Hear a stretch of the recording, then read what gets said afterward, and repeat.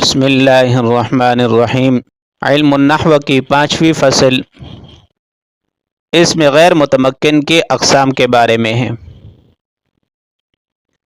اس میں غیر متمکن کی 8 قسمیں ہیں۔ نمبر 1 مضمرات، نمبر 2 اسماء موصولہ، نمبر 3 اسماء اشارہ، نمبر 4 اسماء افعال، نمبر 5 اسماء اصوات، نمبر 6 اسماء ظروف، نمبر 7 اسماء کنایات، نمبر 8 مرکب بنائی۔ پہلی قسم مضمرات کی تفصیل۔ مضمرات یہ مضمر کی جمع ہے اور ضمیر کا معنی ہے پوشیدہ۔ علم النحو کی اصطلاح میں ضمیر اس اسم معرفہ کو کہتے ہیں جو کسی مخاطب یا متکلم یا غائب پر دلالت کرے، جیسے انا ضمیر متکلم پر دلالت کر رہی ہے، انت ضمیر مخاطب پر اور ہوا ضمیر غائب پر دلالت کر رہی ہے۔ اور جس غائب پر ضمیر دلالت کرے اس کو مرجع کہتے ہیں اور دلالت کرنے والی ضمیر کو راجع کہتے ہیں۔ اگلی بات یہ ہے کہ راجع اور مرجع کے درمیان مطابقت۔ اب کلام میں جس اسم کی طرف یہ ضمیر راجع ہو رہی ہے اس اسم اور اس ضمیر کے درمیان مطابقت کا ہونا ضروری ہے۔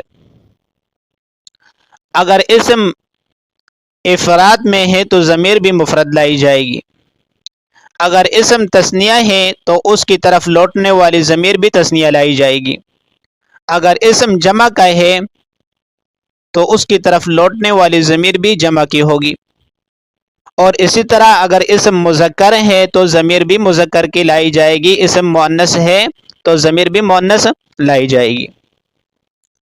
تو ان ساری چیزوں میں مطابقت ضروری ہے۔ جیسے ہم مثلا کہتے ہیں کہ جاء الرجل وهو راکب، تو یہاں پر وہوا یہ الرجل مفرد تھا تو وہوا مفرد لایا، اور اسی طرح جاء الرجلان وهما راکبان، تو یہاں الرجلان تثنیہ تھا تو ہما ضمیر لے آئے، اور جاء الرجال وهم راکبون، تو جاء الرجال میں الرجال جمع تھا تو ہم ضمیر جمع کے لے آئے۔ اس کے بعد ضمیر کی ہم اقسام ذکر کریں گے۔ یاد رکھیں کہ دوسرے اسموں کی طرح ضمیر پر بھی حالت رفعی، حالت نصبی اور حالت جری آتی رہتی ہے۔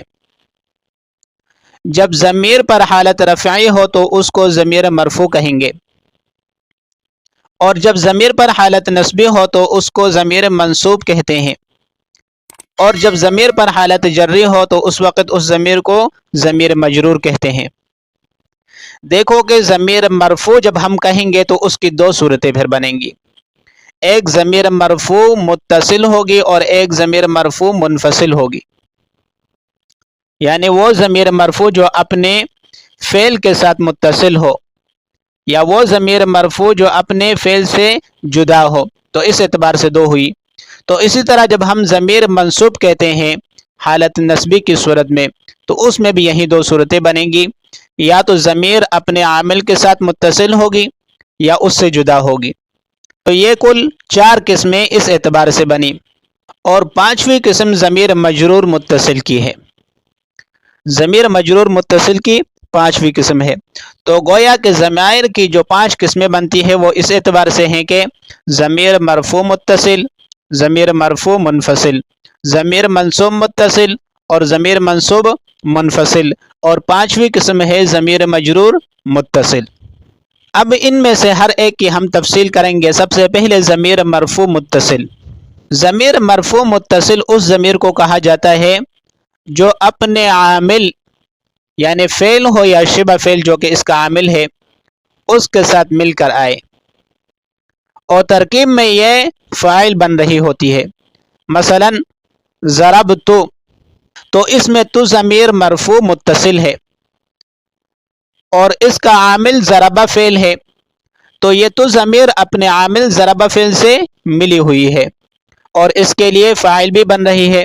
جب ہم اس کی ترکیب کریں گے تو اس طرح کریں گے کہ ضربت فعل با فاعل، اس میں تو ضمیر مرفوع متصل اس کا فاعل، اور دوسرے نمبر پر ہے ضمیر مرفوع منفصل۔ ضمیر مرفوع منفصل اس ضمیر کو کہیں گے کہ جو اپنے عامل سے جدا ہو، اور یہ ترکیب میں کبھی مبتدا واقع ہوگی، کبھی خبر اور کبھی فاعل۔ جیسے انا زید، تو اس میں انا ضمیر مرفوع منفصل ہے اور ترکیب میں مبتدا واقع ہو رہی ہے۔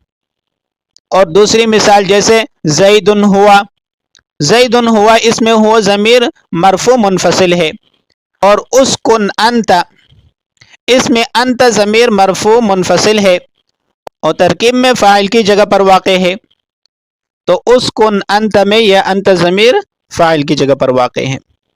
تو گویا کہ ضمیر مرفوع منفصل وہ ضمیر ہے جو اپنے عامل سے جدا ہو کر آئے اور ترکیب میں یا تو مبتدا واقع ہو یا خبر اور یا فاعل۔ اس کے بعد ہے ضمیر منصوب متصل۔ تو ضمیر منصوب متصل وہ ضمیر ہے جو اپنے عامل سے مل کر آئے اور ترکیب میں مفعول بھی واقع ہو۔ جیسے ضربنی، اس میں یا ضمیر منصوب متصل ہے جو اپنے عامل ضرب فعل کے ساتھ ملی ہوئی ہے، تو ضرب فعل نون وقایہ یا مفعول بھی، اور اسی طرح ضمیر منصوب منفصل وہ ضمیر ہے جو اپنے عامل سے جدا ہو کر آئے اور ترکیب میں مفعول بھی واقع ہو۔ جیسے ایاک نعبد، تو اس کی ترکیب کریں گے تو ایاک نعبد، ایاک مفعول بھی مقدم ہو جائے گا، نعبد فعل کے لیے، مجرور متصل ہے۔ اب دیکھیے کہ ضمیر مجرور متصل وہ ضمیر ہے جو اپنے عامل سے مل کر آئے اور ترکیب میں مضاف الیہ یا کسی حرف کا مجرور ہو۔ تو گویا کہ اس کی تعریف سے ہمیں پتہ چلا کہ ضمیر مجرور دو طرح کی ہوگی، یا تو مضاف الیہ ہونے کی وجہ سے یا حرف جر کی وجہ سے۔ مثلا مضاف الیہ کی وجہ سے کس طرح ہو، غلام ہو، اس میں ہو ضمیر مجرور متصل ہے، غلام مضاف ہے، ہو ضمیر مضاف الیہ ہونے کی وجہ سے مجرور ہے۔ اور حرف جر کی مثال مثلا لی، لنا، لکا، یہ حروف جار ہے، اور اس میں لی کے بعد یا جو آیا ہے، یا لنا کے ساتھ لام کے ساتھ نا جو ضمیر آئی ہے، یہ ضمیر مجرور ہے اور متصل ہے دونوں صورتوں میں، چاہے اضافت کی صورت ہو اور چاہے حرف جر کی صورت ہو، دونوں صورتوں میں یہ ضمیر مجرور متصل ہوتی ہے۔